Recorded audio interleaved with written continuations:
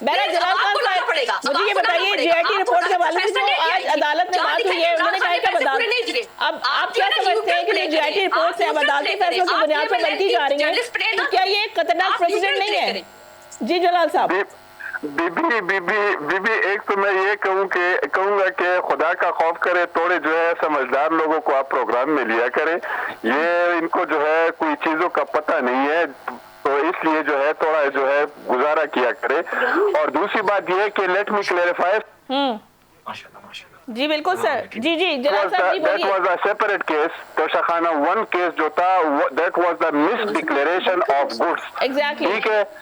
और Toshakhana 2 case was separate case. इनको कहे कि थोड़ा जो है मेहनत करे, खुदा रहा आप जो है जाए थोड़ा फैसला पढ़ ले कि उधर उस फैसले में लिखा क्या है, जज के ऑर्डर्स क्या है, तो तब आके फिर इधर पे हमारे साथ डिबेट करे।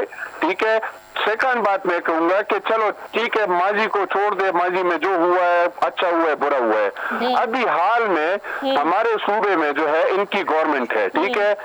I am the opposition member. खुदा की कसम अंधेर नगरी बनी हुई है। ठीक है। कुल्लम कुल्ला जो है हर चीज के प्राइजेस फिक्स होते हैं। एक DC के लेवल से लेकर एक पियोन तक जो है ट्रांसफर पोस्टिंग पे पैसे लिए जाते हैं। ठीक है। हर एक ठेके में जो है पैसे लिए जाते हैं।